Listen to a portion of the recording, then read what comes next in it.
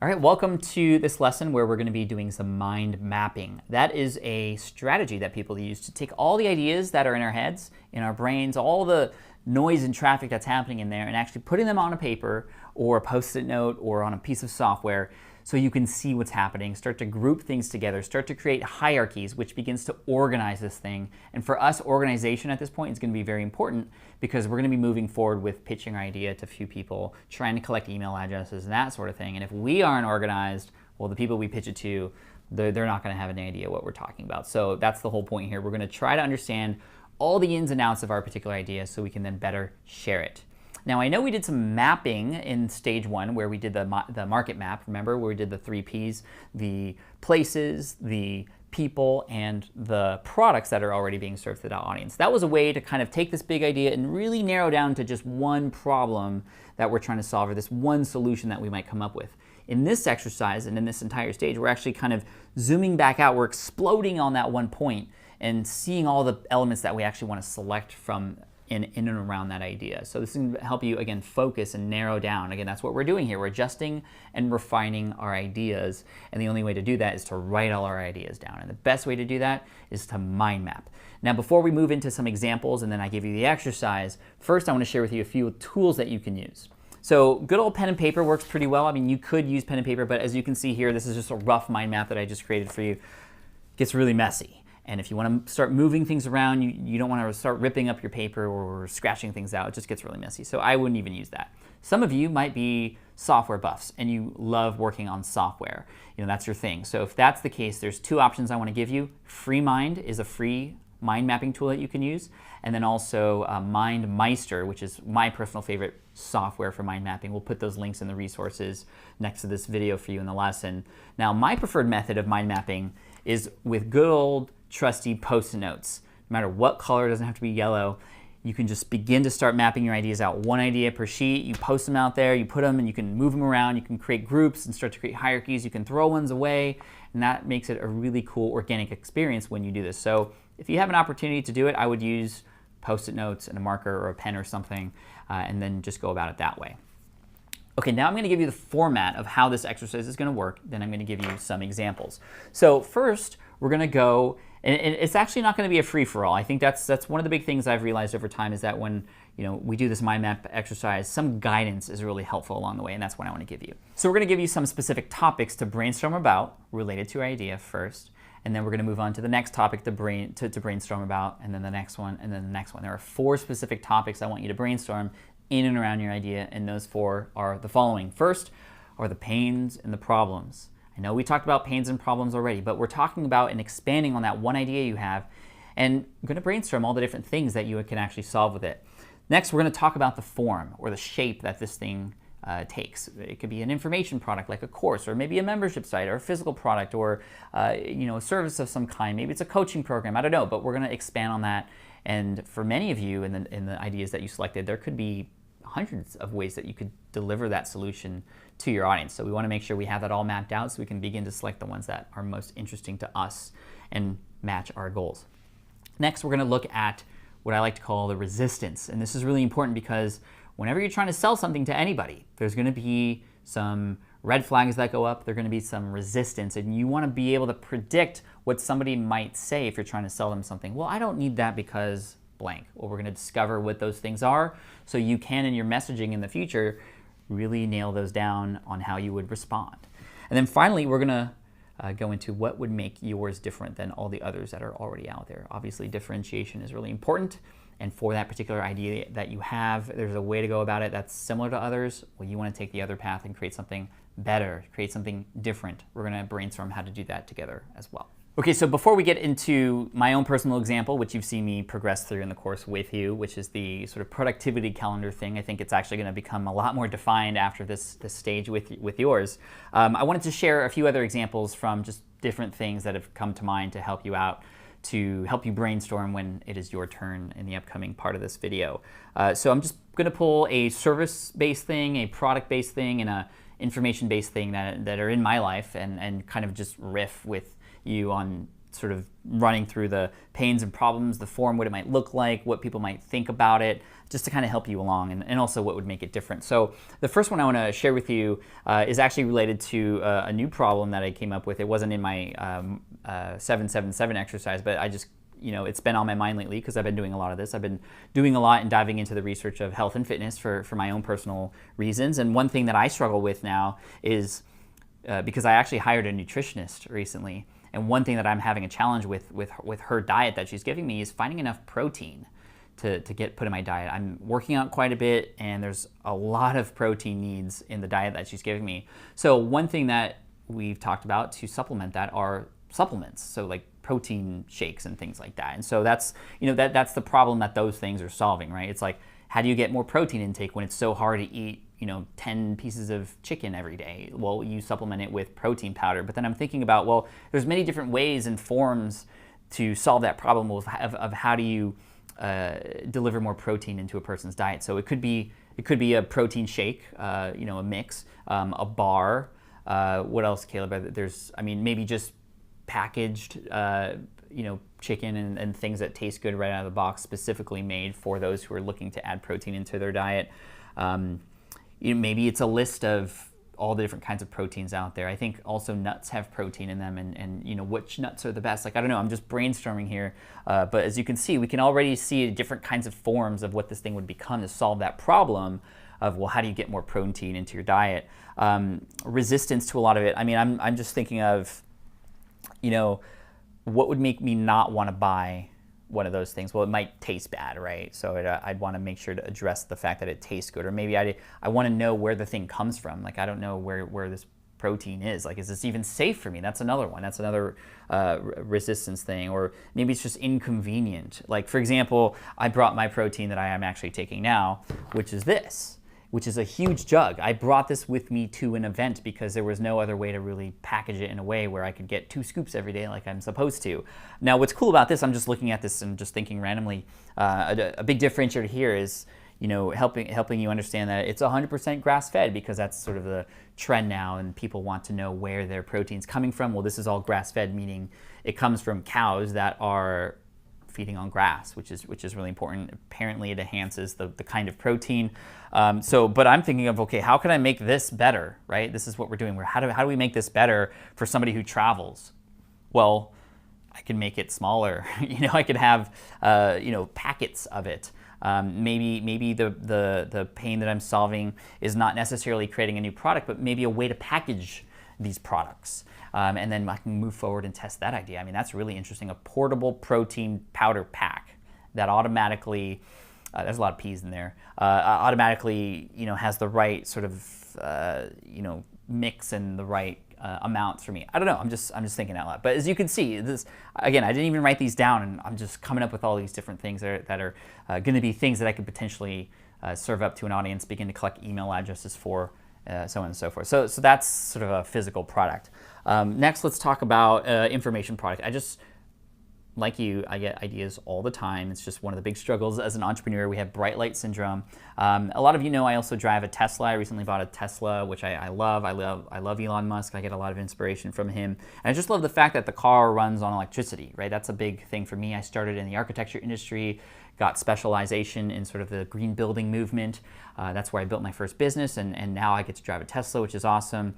But one of the struggles with the Tesla that I've learned that I've had, and a lot of people have, is how do we conserve the energy? Because the bar on the dashboard that says you can drive 200 miles on your charge sometimes doesn't truly reflect how many miles you can drive, because some people drive differently, and there's certain elements of the settings that you can use in your car that will use more energy up, and which means that you can't drive as long as it says, and that's a big problem.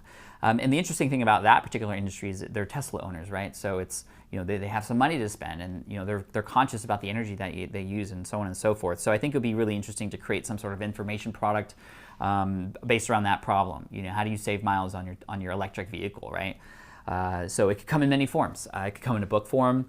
It could come in a membership site, or even in just a plain old email list, or maybe it's a product or some sort of maybe an infographic. I don't know. Again, I'm just brainstorming these things with you. In terms of resistance, they might be like, oh, well, you know, I drive in the way I want to drive, and I won't change the way I drive. Or they might not believe that I have the expertise to do that. So in which case I'm thinking, okay, well then I would have to prove that these numbers are actually true in terms of how to save. And I've done some experimentation already, just kind of on my own, trying to figure that out. So those are some things. I mean, I might get resistance from Tesla coming out with a product to help Tesla. I don't know, but I'd have to write that down. But it'd be pretty cool if I had like a partnership with them. Anyway, what would make it different? Well, maybe it would literally save them thousands of dollars a year if I were to actually to do that. I don't think there are any products out there I've researched that are information products specifically for Tesla owners. That would be pretty cool.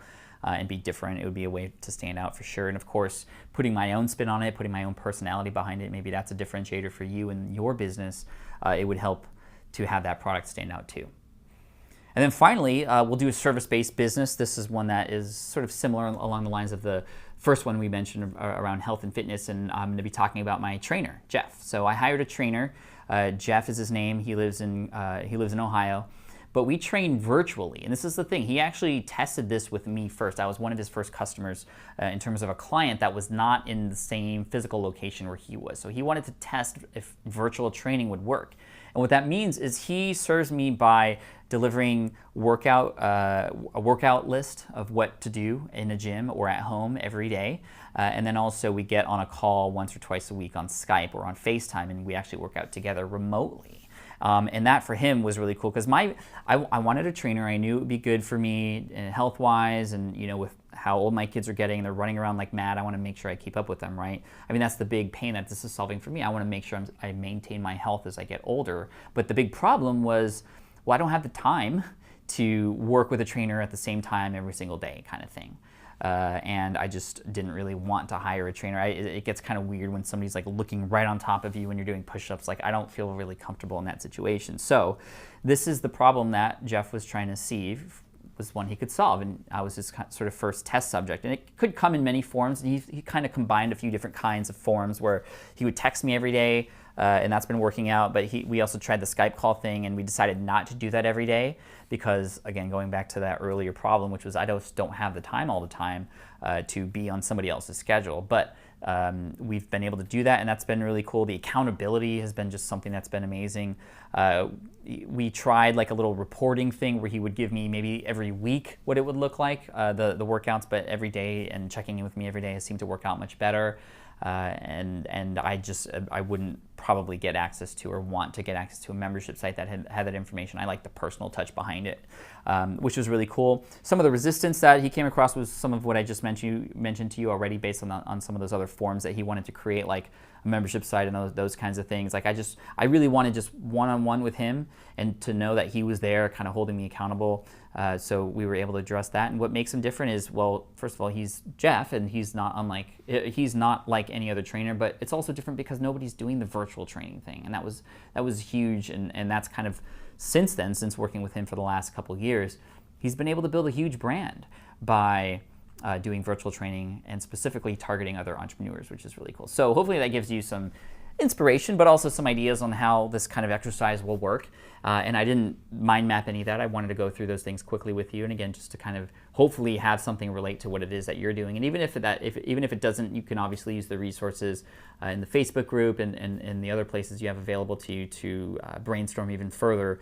But I'd like to get into our mind mapping situation. So I'm going to mind map with you. I'll do it actually along with you this time, and we'll do it in 4 sections. Again, talking about the pains and problems around your particular problem that you're trying to solve, the forms that it can take, the barriers to entry or the resistance, and then finally what makes it different. So we'll do that one at a time with each other.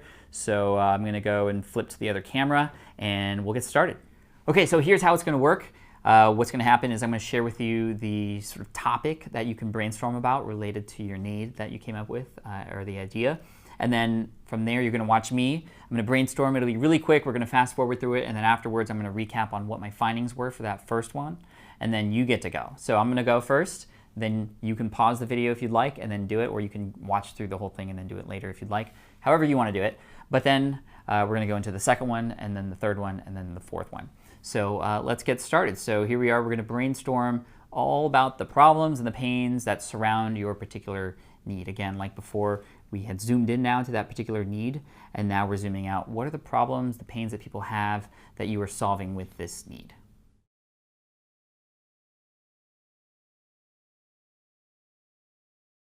So long-term goal planning, visually seeing, bird's eye perspective, consistency with goals and habits, only once a year, sticking to it.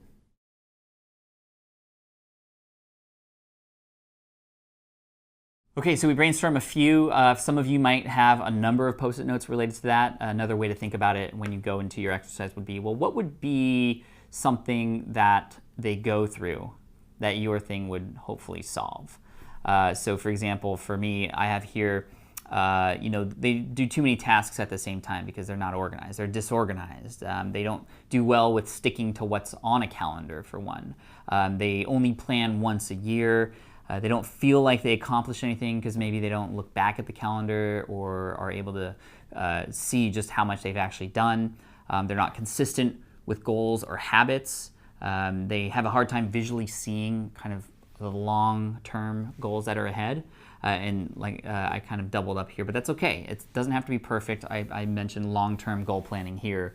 These are pains that people have. They don't like to do these things, or they don't want to do these things, but this is something a calendar would help them achieve. So that's the first part. The pains and the problems. Some of you might only have one Post-it note. So don't feel like if you can't think of anything that you are stuck, but just come up with as many things as you can. This is the whole point of mind mapping, is to get everything in your brain and put it on here on paper or on a Post-it note so you can see exactly what's going on. So now at this point you could pause the video, or like I said earlier, you can watch all the way through if you want, but now it's your turn, and we'll move on to the next one. Okay, next we're going to talk about form in terms of what shape does your idea turn into. For many of you, it might be a physical product, which is sort of where this is going. So I'm going to do most of my expansion on what this physical product is. For some of you, it might be more digital or informational, in which case you would write down, well, maybe you would be excited about doing a book or a membership site or a course. And then even in that course, what would it look like? You can get as detailed as you want, write as many Post-it notes as you want. You can always remove them later. Some of you might be service-based. And is it service-based, by consulting and meeting with them in person, or is it more of a group thing where you're meeting with them online in a one-to-many type of situation? Again, just expanding on what this thing actually becomes in terms of how you would actually be providing this solution to your audience or your customers. So I'm going to go into my brainstorming session. Again, like I said, with the calendar, I mean, it could be digital, it could be an app, it could be an information product on how to help people with their calendars. But where my head is at and where kind of I'm looking into is the sort of physical product realm. So you're going to see me expand on that in this next round.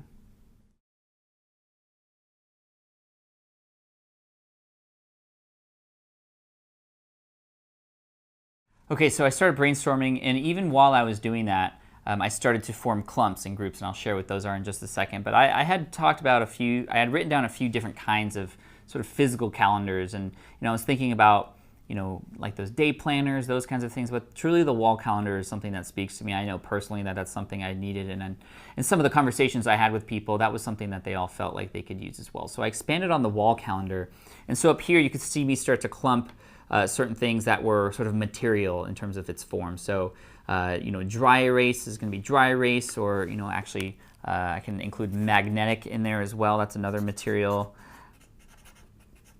And the fact that I have these written down, it's going to be really helpful, because then now I have something on paper that I can then present to other people, or I can start to put things together so I can literally peel these things off and start to create something, almost a pretend product right in front of me based on all this. For some of you, you might have more digital products, in which case the form it takes is maybe a membership site, but then going in further, instead of the materials like I have, it would be what would those modules be? What would those lessons be? And getting into deep down as much as you want. Just like the lessons and modules that were created for this course, it was very much done in the same kind of way.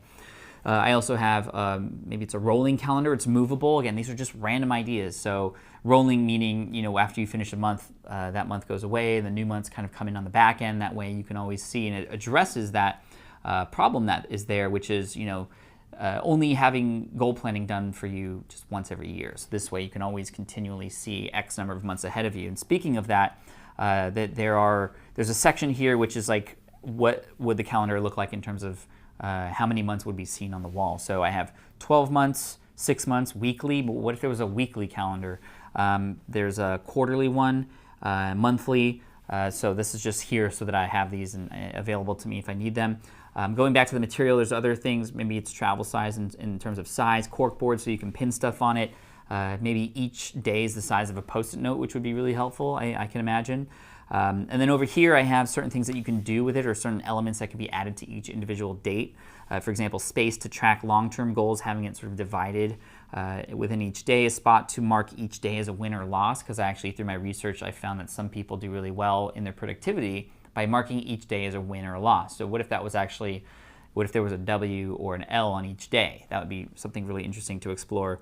And then also inspirational quotes. And then down here I have different uses of the calendar for people who are really into their productivity. So maybe it's ways to, on that calendar itself, actually help you form a habit. Fitness goals, which is, I feel like that's productivity for anybody, no matter what they're doing. And then also business launches, so that these things you can add to over time. We will be taking pictures of these afterwards, and you should too. That's the one drawback of using Post-it notes, is like you have to eventually remove them. But again, what's nice is I can clump them together. I can already see that I probably, I haven't really talked about the weekly idea, but that's more, the people I spoke to, they keep track of all their weekly and daily things on their apps. And that's actually one of the sort of resistances, which we'll talk about in just a second, but people are very resistant to change how they do their calendars. So I think the weekly calendar, that's something that will always be done typically for people who I'm looking into. That'll typically be done on an app. So I can, like, for example, remove this one. I can make a decision now. Do I want it corkboard, dry erase, or magnetic? I'm not going to make that decision right now, though, because now that I have these materials in front of me and this thing is sort of taking shape, I can begin to ask people, would a magnetic one be helpful? Would a corkboard one be better? Would a dry erase one make sense to you? But remember, now that I'm going to put a note here, if somebody uses a dry erase, they would need dry erase markers specifically.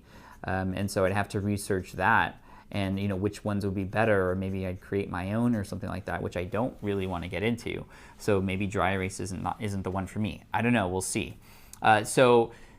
Those are the different kinds of things that would go in and around the actual physical product. So if you wanted to, you could pause and get into the brainstorming session for you and your product, your business, your idea. What shape is this going to take? What form is it turning into? And so again, put it all out there and you'll be able to make decisions on it later.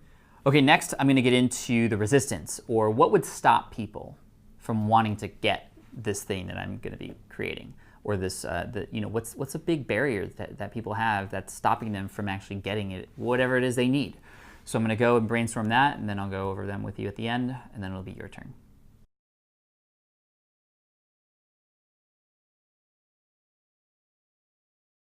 Okay, so I went through and come up with a bunch of barriers that people might have, hesitations to why they would want to use a wall calendar. And through that, there's actually 3 groups that were formed, which is really interesting. You're going to notice that when you do these brainstorming sessions. Now, you will notice that I had to clear my table from before just because it was getting too expansive. And you may need to do the same thing. But like I said, make sure you take pictures of your progress along the way, because that's going to be really helpful for you to remember these things, because you're going to need to recall this information at some point. So what I got here is 3 different categories. The first one, in terms of barriers for getting a calendar, was all design related. So maybe they think it's ugly, it would be hard to install. They prefer going deeper into each day. So a wall calendar, as we've talked about, is more for bird's eye perspective views, long-term planning. Whereas I know a lot of people would probably think that they would want to put everything into each of those dates, all their appointments, all their to-dos for each and every single day, and that would probably make it a giant calendar where they literally don't have space for it, which is another one here. Maybe they just don't have room for a wall calendar, or they don't know where to place it. So that's kind of like physical things, physical barriers that when you come up with your sales page, for example, you'd have to make sure you address. Other ones are mindset-based things, which you're going to find are going to be a lot of the barriers that your people have for your product. Typically, there's always going to be mindset-related things. And this one, for example, is they already have a system in place for their calendar. They might not have a reason to get a new one, or not know what that reason is. They might already be on top of their calendar and not feel like this is actually a need for them.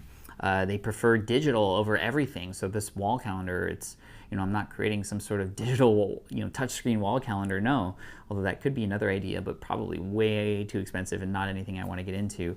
Or maybe they have an assistant already that manages their calendar, in which case they wouldn't need the calendar because they just have somebody tell them what to do all the time. So that's another set of barriers. And then down here, I have mindset related things or more educational things that need to happen before they use it. For example, they need to learn how to use this new method. That's going to be a barrier, and a lot of people don't want to learn new methods like that. They don't think it will be helpful to them, or they will have to worry. They're going to worry because they're going to have to be reminded to update it. If it's a rolling calendar, they're going to continue to need to update it, right? And that's a big barrier. So as you can see, this is already really helpful. And whenever I create my product, I'm going to be talking to people and hopefully being able to have answers to these things, or design the product in a way that these things won't matter. For example, I can design it in a super easy way where when they look at it, it's going to be very clear on how to use, in which case I wouldn't have to educate them very much on how to use it. Maybe I design it in a way where it actually looks pretty and they wouldn't have to worry about being ugly or the application or installation of it. So those are things I have to consider. Actually, the installation part is something that I actually haven't even thought about yet. So I'm glad I brought that up here, and this is why we're doing this. So that's part 3. Okay, so if you haven't finished that exercise yet, you can go ahead and pause the video and do that now. For right now, I'm going to go into the 4th and final section, which is talking about the unique additions to your product that you're going to have. Things that are different than anything else that is out there. And luckily, you've already done a lot of research, which is great. Hopefully that's told you a lot of things. If you need to go back to your computer and look at what's out there already, now that you've already brainstormed, you've already started exploring even more, you can go out, look at some of those products that are already in existence out there that are similar or serve the same market as yours, and start to begin to look at, well, what is missing out there and what can you add to your own thing that's going to make it stand out. So that's what I'm going to do right now. I'll share the results, and then you'll go ahead and do that, and then will be almost time to wrap up. Okay, so I just came up with a number of ideas that would help this calendar be different than all the other calendars that are out there. And a lot of this was based off of the research we've just done right now with my mind map. So for example, I have the fact that it's a rolling calendar. There are no other calendars like that. I mean, digital apps are like that. They help a calendar continue to roll so you can continue to plan, but there are no really physical planners that do that, at least ones that are on the wall. And like you may remember from earlier, I actually have a wall calendar, and that's one of the big things is, you only plan once a year. So having the new months come later is going to be really helpful. And that's, again, something that does not exist out there right now. Then this idea for, we had talked about planning for business launches or planning for certain habits or things like that. The idea of having like these packs came to mind, where you can almost like a second layer on top of a base calendar, start to pin stuff up or magnetically place them or whatever, have kits or packs, if you will, that are for specific things. The first thing that comes to mind is if like you want to run a race, you get a pack that is for running a race, and it has the goal and it has certain dates of when certain sort of milestones that are supposed to happen to help you achieve that goal, and you can place them on the calendar and you can see them. How cool would that be? But there's nothing really like that would work in conjunction with a calendar right now. Another differentiator, it's something that people would want to actually display. The detachable part's really interesting too. I think that goes along with the rolling calendar, being able to move things around. But I also have the issue of, my wall calendar is always in one spot, and if I'm planning, sometimes I like to plan like at my desk or something, or somewhere else. So I'd be able to, for example, detach, almost like in a modular type of way. Let me write that down, modular. Where every month, for example, is its own thing, and you can place them however you want, but you can also take one month, write on it, and then put it back up, or keep it with you at your desk, and all the other months are on the wall. I don't know, I'm just kind of thinking out loud here, but trying to differentiate it again from what's out there. And the other part of it is the tracking element, which is really cool. I know there's some planners out there and journals, for example, that help you with goal tracking, but not necessarily calendars. So I'll definitely have to research some of those journals to see kind of what they do. And the fact that there are clear results. I think that's the big thing. And hopefully with a lot of your products too, that people will get this and there will be some sort of clear result as a benefit to getting your thing. I think it's important to know what that result is.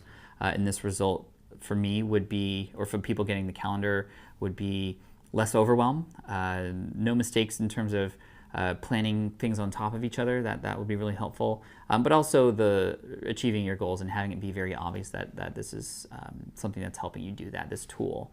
And then Caleb, my videographer, mentioned earlier a word that I really liked, and that's addicting.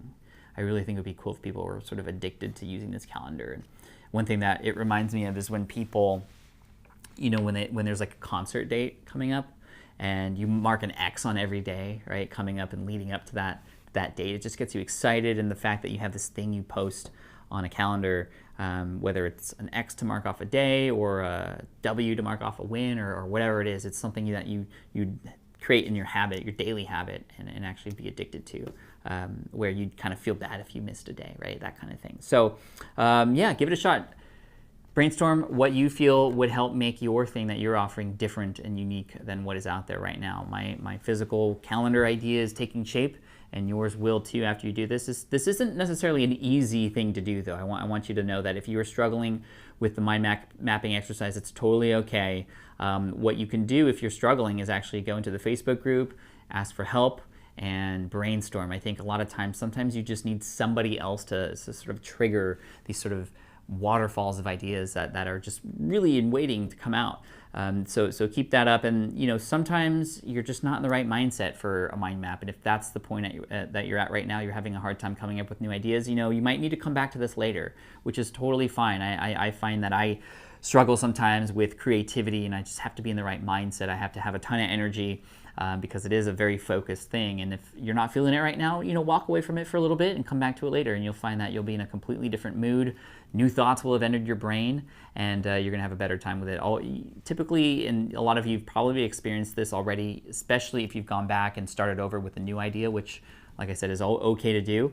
And again, the whole purpose of this course is to find something that works for you. And if it doesn't, you go back. And a lot of times, the second time around is so much easier. With a lot of the students that I know have gone through this sort of program already, they go through it more than once, and the second time, third time is always, you know, when things start to click. So if it's not clicking for you now, don't worry, you are not behind. You're just not there yet, and it'll come. So keep working hard, and yeah, I look forward to seeing you in the next video. If you haven't done this exercise yet, if you watched all the way through and you haven't done your mind maps, do them now, and make sure you take pictures along the way. Thank you, and I'll see you in the next video.